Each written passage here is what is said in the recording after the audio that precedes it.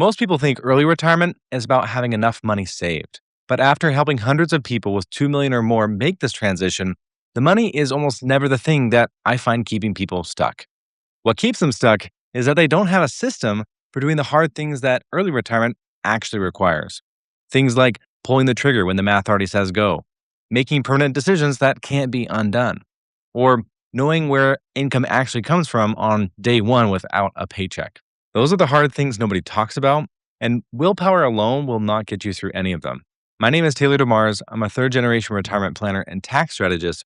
And today I'm going to walk you through 5 systems that make those hard things automatic so the decisions that have been keeping you stuck get made by a system instead of your anxiety. And the fifth one is the system that I think matters the most because it solves the one problem that no spreadsheet or calculator can touch.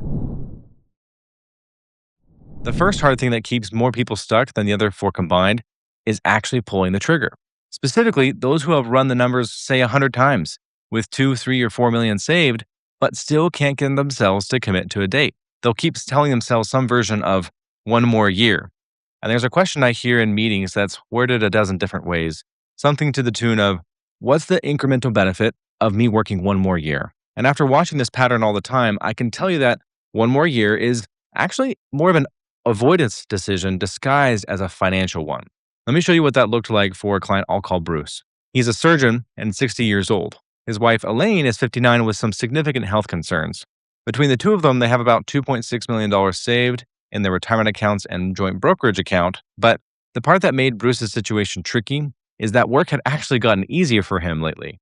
He had given up being on call and handed off being on the longest surgeries. So on paper, it looked like a man who was winding down. But in practice, it runs in reverse. Because when work stops hurting, one more year feels cheaper as time goes on. So his date naturally kept floating.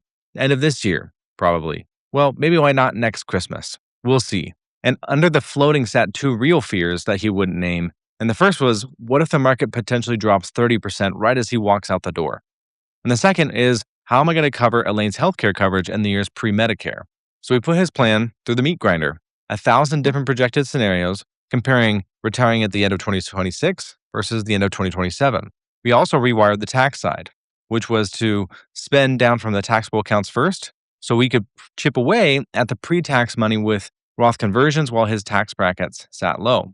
The plan's Monte Carlo score jumped significantly, giving him the green light to start talking about retirement in terms of months instead of years.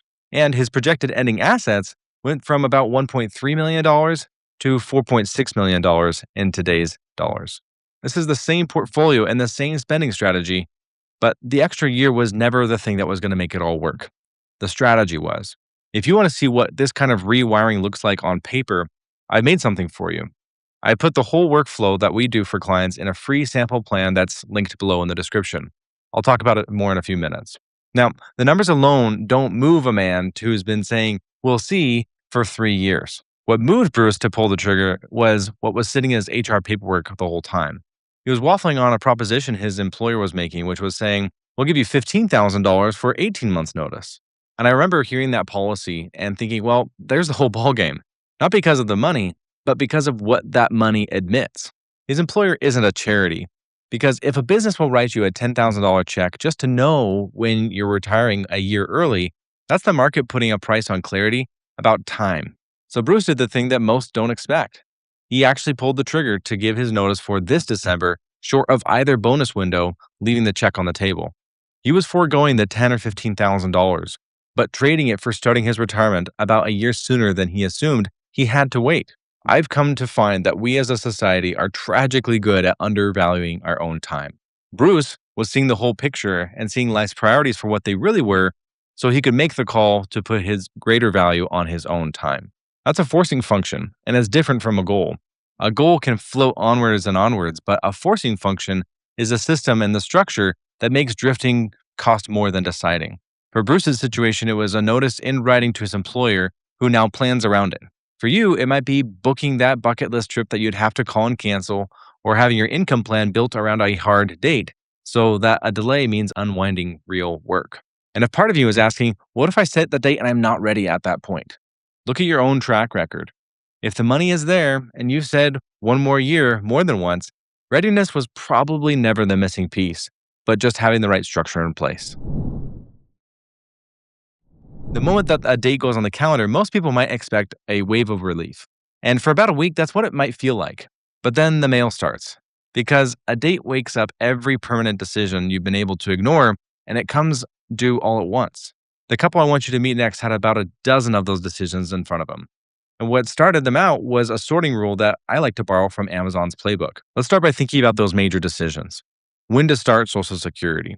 How about those pension options in front of you? How to cover healthcare pre 65? Or how much to convert to Roth this year, next year, and every year thereafter? Some of these decisions are permanent, and the natural response to a pile of permanent decisions is to make none of them. You might say, "Oh, I'll just read one more article, watch one more YouTube video," but all the while the window gets a little smaller every week. I watched a couple work through this problem last spring. I'll call them Wayne and Connie. They're both 56 years old. He's an attorney, but Connie spent over 30 years at the same logistics company. They've saved 3.9 million for retirement, plus a real estate portfolio I'll get to in a minute. For their situation, they had a lot of these decisions weighing on them at once. Again, the pension paperwork, and as well as which state to call home before they plan to sell all their real estate and live on the road for a year, as well as how to navigate those Roth conversions that could compete with affording their ideal lifestyle. But the one that nearly ended the whole plan was healthcare.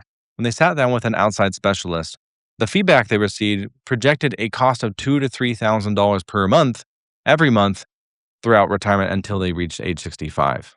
Understandably, this felt like a gut punch for their hopes and dreams, given the extra weight that they are expecting their portfolio to then carry. But here's what saved it.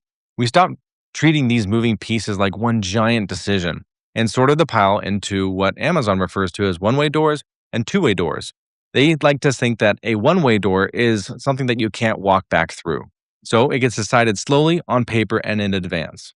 A two-way door is something that you can reverse, so it should never be allowed to stall your life. The one-way doors in this client's situation were the pension election and the claiming ages that got mapped as if-thens before any other deadline existed. If this is true about your life, then start with these irreversible choices first. From there, almost everything turned out to be a two-way door, or a door that we could leave open to determine later.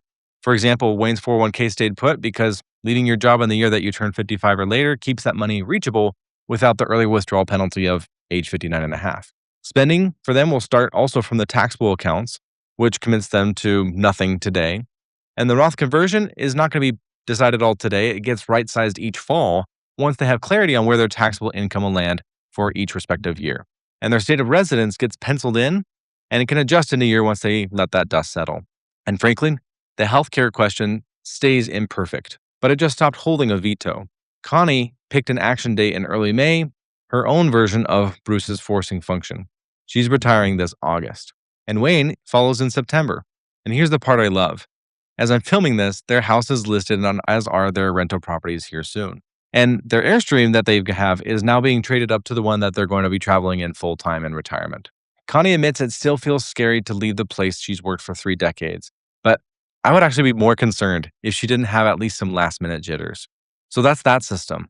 Sort every big decision by whether the door swings one way or two. Map the one-way doors early while nothing is urgent, and keeping those two-way doors open on purpose. The analysis happens when you're calm, then the execution can happen when the clock is running. Now we're 2 systems in, and notice that they both end in the same way, with a date on the calendar.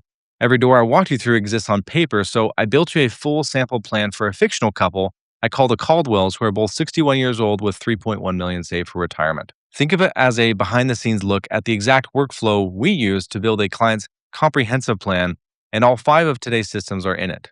If you're within a few years of this decision, you can grab a copy of it for free in the link in the description. I suggest you set it out next to your own plan and see what might be missing. Now, eventually, your last paycheck will clear on a Friday afternoon. And for the next month, perhaps for the first time since your 20s, nothing will land in the checking account. And for most people, they aren't concerned about whether they have funds to draw on. It's just a simple yet sophisticated question asking, where does it come from now? Which account? How much? Especially what happens if the market's down this week. And I've seen many people come to us after some form of improvising on their own. Something to the tune of log into their brokerage account, sell off some stocks, and transfer it into their bank account, second guessing it all away, and then repeat the process every single month. One client 4 months into retirement told me it felt like he was cannibalizing his savings. His plan theoretically was fine, but the experience of the plan felt like death by a thousand paper cuts. So here's the machine that replaces all of that. We like to organize retirement money into three time segmented jobs. First is the pantry, then the bond bunker, and the growth engine. What I want to show you is the sizing plus the backup plan of the whole sequence. Let me build it the way that I built it for a couple I'll call Brenda and Kurt. She's 59 and a school district finance director, and he's 57, and they have around $2.5 million. They're delaying Social Security to 67 to lock in the larger checks for life, which means the portfolio carries the whole load for the first stretch. So we added up what the plan expects to cost them for the next 5 years, and the number came out to about $888,000. Seeing that big ugly number, for Brenda, her initial take was that quitting work was off the table until she saw how it could be funded. Now, the pantry comes first. We think of it not as just a client's emergency fund, but as the funds that we want liquid and accessible for those expenses that are known and in the short term. Theirs was to the tune of $250,000, which is bigger than most because of the renovation work they've got lined up. And contractors don't bill on a schedule. Over the long term, it holds a hard floor of $75,000. So if cash ever drifts towards that floor, it becomes a tripwire for us to replenish it and keep that safety net strong. What the pantry is not for is that monthly paycheck. That comes from the next two pieces. The bond bunker holds those next 5 years of planned withdrawals in bonds and short-term holdings. So a bad market year becomes an inconvenience instead of an emergency. The growth engine is everything else on top, invested for the long term for decades. Month to month, income gets drawn from a mix of the latter two buckets depending on what the markets, taxes, and their plan are doing. And the engine refills the bunker when we choose to, not when the market forces our hand. Then we go a layer deeper, and this is the part that almost no one builds.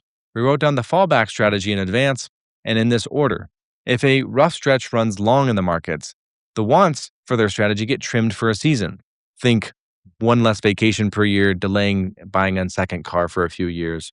But behind that home equity line is taken out and opened early and sitting ready and waiting. It's kind of like cheap insurance that you hope to never use. And then third, we consider pulling the Social Security ripcord ahead of schedule. These three moves are decided in advance that help keep the plan standing through the ugly scenarios without having to sell stocks in a panic. Now, remember, the $888,000 never shrank, but the unknowns around it did. The last piece of this is the actual transfer of money. They wanted the same amount on the first of the month, landing in their checking account just like clockwork. So that solves their paycheck problem. And if you stop the video here, you'd think that the hard part was over. But the engine only tells you where the money's coming from, but it has no opinion about the question that every couple quietly argues about, which is, how much of it do you get to spend? Because the spending problem I see all the time is actually that people aren't spending too much, but that it's too little and fueled by fear and overly conservative cookie cutter critics. How's that for a tongue twister? So here's the order that we build a tailored retirement spending plan. We audit the inputs before we trust any output. We don't want garbage in or garbage out. Real spending history is important, not just guesses or feelings about what you're actually spending on. And we like to get a little OCD to understand what our clients actually want the money to do, writing it down, including the trips and the splurge expenses that they may be simply curious if they're possible. For example, I recently had to pull a confession out of a client who told me that her dream is to stay at an overwater bungalow in Bora Bora. That would fit maybe not in the needs or wants category, but the wish one. To see if that's possible, we put the plan through, again, that meat grinder, and we read what's technically called the probability of success. Out of those 1,000 projected scenarios, how many still stand with money still in the bank? And understand what that number assumes, that every input is exactly right and nothing changes for 30 years, which of course is preposterous, but it's simply the best read we can make with what we know today. And while I may get criticized by planning perfectionists or even other financial advisors, I think it's worth sharing what our philosophy is on what a target score should be. When a retirement plan gives an output of, say, 97, 98 out of 100%, most people will hear that as an A or A+. In our office, we hear a warning light. Because in our planning, we aim for a sweet spot of around 80%. That missing 20% gap to 100 are not simply the odds that they're going broke. They're the odds that somewhere across a 30-plus year retirement, course corrections are expected, which we were going to do anyway. So if you were to drive cross-country for a week, for example, you wouldn't call rerouting around a storm a failed trip. It would just be driving. A plan targeting 80% is built for real life so you can live it. Because 99% means one thing most of the time. Certainty gets bought by working past your best years, and that bill never shows up on any statement. This less than perfect thinking allows us to unlock more income for the years we want it most. For example, we can now model out for that same client that it's feasible to get that getaway to Bora Bora. And that's what a spending system does. It can hand you a number you can trust, sized to a plan that expects course corrections to be refreshed as things both in and out of your control fluctuate over time. Everything I've shown you lives on either a spreadsheet or an automatic transfer, but this fifth system doesn't. And it's the one I told you at the start matters most. Because the hardest part of early retirement is not just funding the fun, it's figuring out who's living it. A client I'll call Stan taught me how fast that shows up. He was 61 when he retired from operations management. His first Monday of retirement, he was up at 5:30 out of habit, of course, pouring his daily coffee. At 7:15, he was dressed, showered, and ready for the day with nowhere to go. It took some time for him to get his bearings because week 1 felt like vacation, but week 3 felt stale. He told me it felt like playing hooky from a job that doesn't exist anymore. And I keep hearing versions of the same confession in those first months from clients. People who spend 30, maybe 40 years getting good at banking money, but no one ever taught them to stop. The mistake underneath this unspoken assumption is that your new life is supposed to just show up the way your paycheck used to.